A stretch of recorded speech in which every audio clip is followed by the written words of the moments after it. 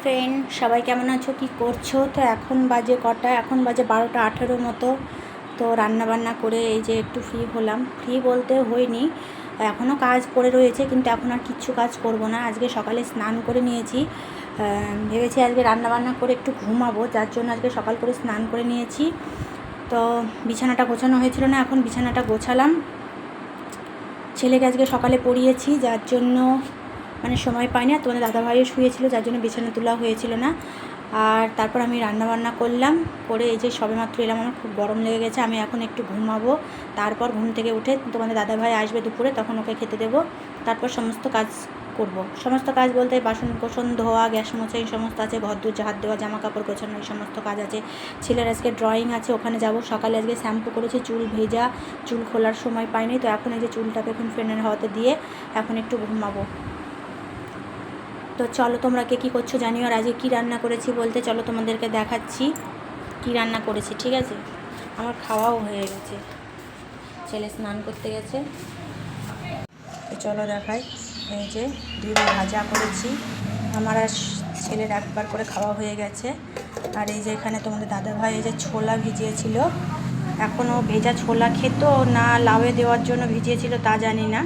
তো আমি আজকে লাউটা রান্না করিনি, যার জন্য ছোলাগুলোকে নুন ছোলা করে ফেলেছি। আজকে লাউ করতে ভালো লাগলো না, ঠিক আছে? গরম লেগে গেছে। যে ভাত আছে, আর এই যেখানে দাঁড়াও দেখাচ্ছি, এই যে ঢ্যাঁড়স দিয়ে আলু দিয়ে তরকারি। আমার এই ঢ্যাঁড়সের তরকারি খেতে খুব ভালো লাগে। এই যে এই আজকে রান্না বান্না হয়েছে।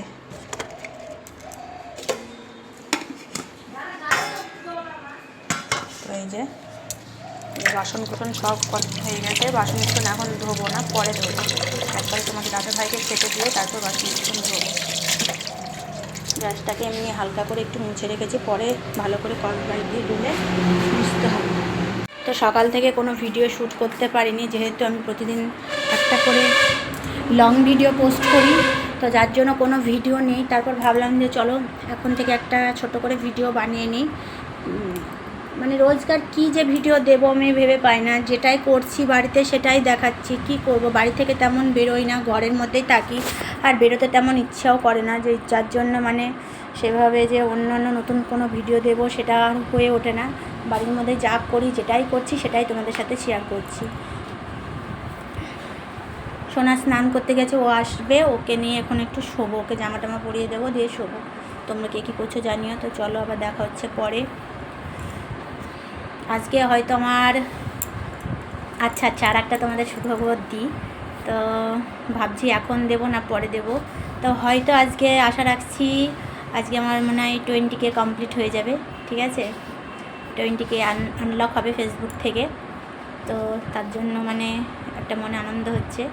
আনন্দ হয়েও কোনো মানে আনন্দ হচ্ছে, আবার ভেতরে একটা দুঃখও আছে, যেহেতু এখনও সেট আপটা পাচ্ছি না। দেখা যাক কবে সেট আপ দেয়।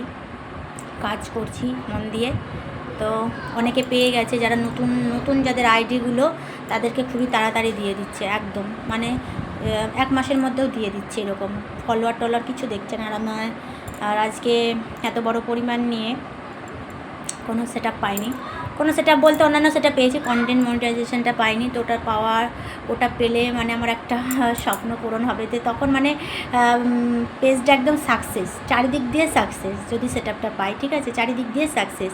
তো আশা রাখছি, দেখা যাক। সবাই বলছে পেয়ে যাবে। আর আইডিতে তো এখন আগে যে সমস্যাগুলো ছিল সেই সমস্যাগুলো তো এখন সলভ করে ফেলেছি, ঠিক আছে? তো দেখা যাক কি হয়। তো এবছরটা তো মন দিয়ে কাজ করব। তো চলো আবার দেখা হচ্ছে পরে। আমি এখন একটু শুয়ে নিই, আমার খুব ঘুম পাচ্ছে। প্রতিদিন মানে কালকেও অনেক মানে প্রতিদিনই পরিশ্রম তো হয়, কালকেও অনেকটা পরিশ্রম হয়েছে। আর 2 দিন ধরে একটু ঘুমাইনি, সেই রাত 1টা পর্যন্ত ধরে নাও। আমি রাতে আবার লাইভ করি, তো যার জন্য রাত 1টার দিকে ঘুমাচ্ছি আর উঠছি সেই ভোর 5টার দিকে।